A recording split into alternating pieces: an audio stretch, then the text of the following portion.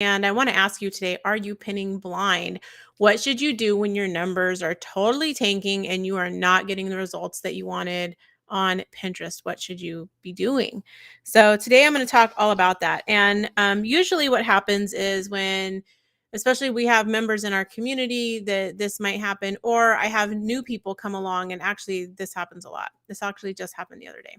Somebody came along and said, "Hey, I really need some help with my Pinterest account. What can I do? What's a first step?" And, besides joining the program, I'm like, well, we can do a Pinterest account audit. Let's go and look at your Pinterest account and see what is happening, like what is going on. Right? We need to go in and see what's going on. And the first thing that I see, and one of the first things I look at, is what people are pinning. When they're inside of our program, they're usually pinning the right things. And so there's other places that we'll look to see if there's problems, but I always look at what are people pinning. And 99.9999999, like nearly 100% of the time, people are pinning the wrong things. The wrong things. And you would think, like, how can you pin the wrong things? Well, there's 3 reasons why people are making this mistake of pinning the wrong things. I'm going to talk about how to fix it. So I'm not going to leave you up the creek. So first, let's talk about the problem a little bit. Number 1 is expert advice. There's lots of expert advice about Pinterest floating around out there, lots of ideas where maybe someone heard it at a conference and then they started doing it. It was getting them results. And now you post in a Facebook group and say, "Hey, I'm having trouble on Pinterest." And that person's like, "Ooh, I know this thing that I heard from this expert and I tried it and it worked for me." But that thing, right, is from a while ago, right? It can be dated. And one of the things that happens too is that we kind of play this game of telephone. Information is heard, it is shared again, it's shared again, it's shared again. And we all know how the game of telephone works, is that little pieces of information change and some of the details get lost in translation and they get lost along the way. And so sometimes that information that we got from an expert, even if it was from someone directly from Pinterest, it gets a little bit tweaked and it's not exactly what it was when it first came out. And then we see that this is shared in Facebook groups. This is shared among peer groups. I've been in expensive masterminds where people are sharing dated Pinterest information, and not because it's just everyone's trying to be helpful, right? But it just so happens that sometimes that information is old and that tactic or that technique doesn't work anymore, or sometimes it's been just tweaked just a little, ever so slightly, and things are lost in translation. So the next thing that I see happening when people aren't getting results and I look at their Pinterest account and they're pinning the wrong things, is that they look at the numbers and say, especially if you've had success on Pinterest in the past, and if this is you, let me know by dropping a Y down in the chat or in the comments, because I've seen this happen a lot.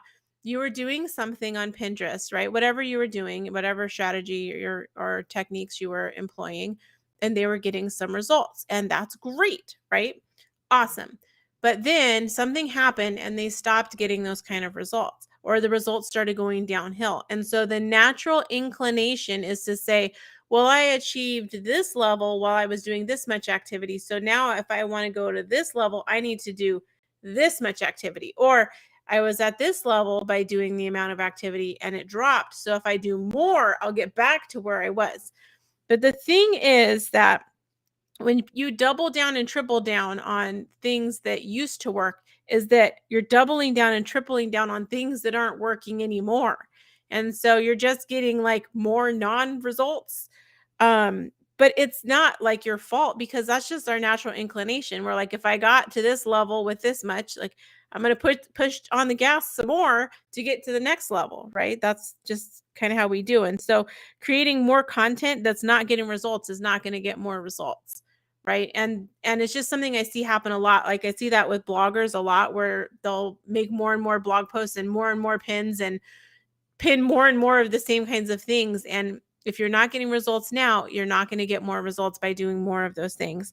And the third mistake I see people doing, and this is the one that I see talked about a lot in Facebook groups, and this even came up on our member Q&A call today, our community coaching call that we have.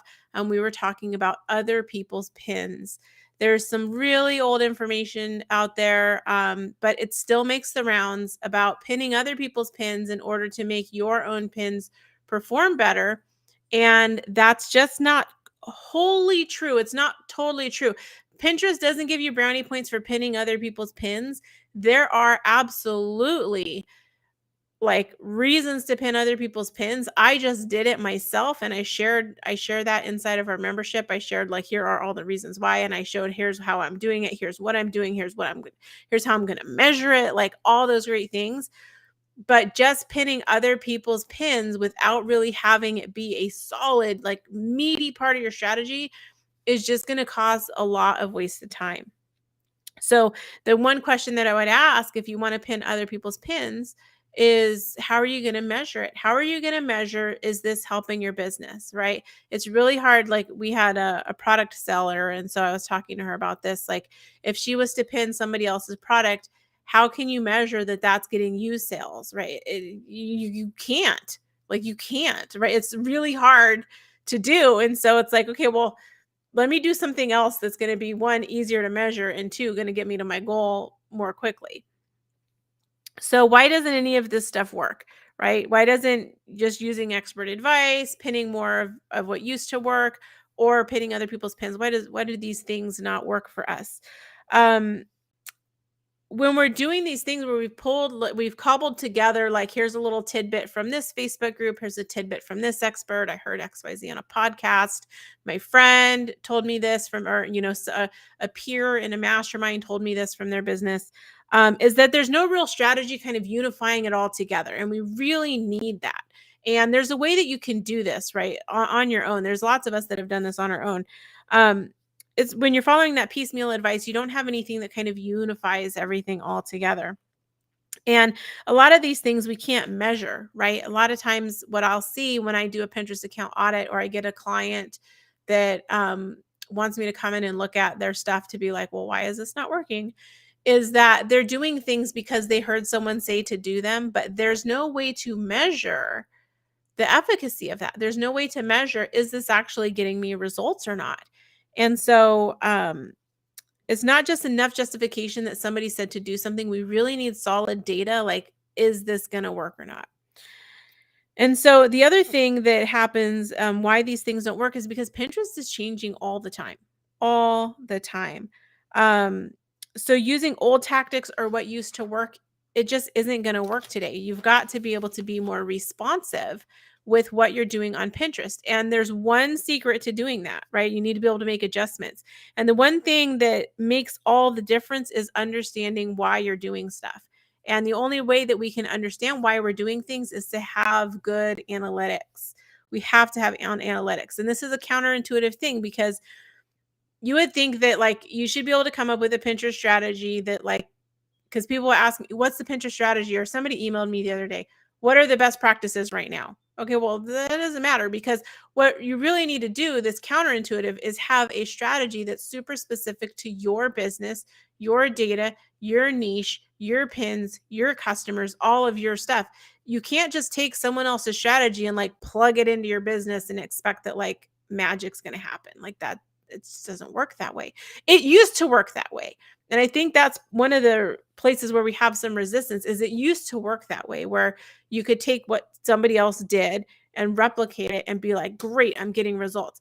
But really, you have to have things customized. And so what's the place that you start with customization is, first, we got to take another step back and say, how are we going to measure if this is working or not? And this is where, like, measurement, data, analytics is the foundation for creating your own Pinterest strategy that's specific to your business, that's going to get the results that matter specifically to your business.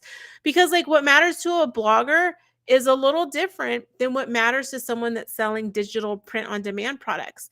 And that's a little bit different than what matters to someone that's an affiliate marketer. And that's a little bit different than what matters to someone that's selling courses. Those things are different things. And you're going to be measuring different stuff. And so, of course, your strategy is going to be different. So how are we going to measure? So step one is you have to look at the numbers. You have to have analytics installed. If you do not have analytics installed, you have to make sure that you install it. So two things that you've got to do. The first one is make sure you have Pinterest analytics enabled. And that only happens if you have a Pinterest business account. So make sure that if you're using Pinterest for business, which you are, if you're watching this, that you have a Pinterest business account. That's going to turn analytics on. The next thing that you need to do for analytics is to make sure you have Google Analytics installed with your website. Okay. And you can just Google. I have tutorials for this over on Smart Creative Social's YouTube page. You can just go to our YouTube channel and search for Smart Creative Social, and then go search for um, Google Analytics on there. I have all kinds of tutorials that are free that you can get, or you can just find one on the internet, but make sure you have Google Analytics connected up. Pinterest Analytics is going to tell you what's going on Pinterest on your account, who's interacting, how many people are interacting, what are they doing, how are they interacting, all that kind of stuff. And Google Analytics is going to help you cross-reference with Pinterest Analytics. Who came over to your site? What pages are they landing on? Where are they going after that? Like, that's all the information you need there. So between those two things, you get a really complete picture of what is happening as far as Pinterest. You have to have that. So step 2 is, once analytics are installed, you've got to start looking at the data. You got to look at the numbers. You got to go deep. Pinterest has so many amazing like rabbit holes that you can go down to get so many incredible insights into, like, what are the pins that are performing on my account? What are the boards that are performing on my account? What are people interested in? What are they clicking on? Who is my audience, right? Who am I attracting from Pinterest? Am I attracting the right people? You can get all of that data from Pinterest. So install analytics. Step 2, you got to look at the numbers and do some analysis. And then 3 is, you're going to develop a strategy using this data, right? You're going to say, okay, now that I know that, this and this and this pin is bringing me traffic, and this and this and this pin lead to these pages on my website, like, you're going to draw all these lines and conclusions, and that's what's going to help you develop the strategy. Now, this is what we do inside of my program, Smart Pin Pro. And the reason for that is so that we're not pinning blind. We're not pinning in the dark anymore. We have numbers. We have ways to, we're measuring what is happening on the account. We're measuring what are the effects of the things that we're deciding to do. What are the effects? And we're creating a strategy with that. Okay. And so what I want to ask you guys to do is make sure that you go to the free group. Like, your next step is go to my free group. I've linked it here in the description of this video. And you can join. There's tutorials in there. There's all kinds of videos like this in there to help you with these steps. And there are conversations going on. And so make sure that you go and join those conversations going on in the free group. So no more pinning blind, no more pinning stuff based on old information, old advice, things that people told you. We're going to make decisions based on the actual numbers. That is the main thing that you want to be doing on your Pinterest account at any given time. And not just on Pinterest, but like anywhere in your business. You want to talk about Google, you want to talk about any of those things, you've got to have the numbers to make those decisions and to create a strategy specific for your business. Thanks so much for watching, and I will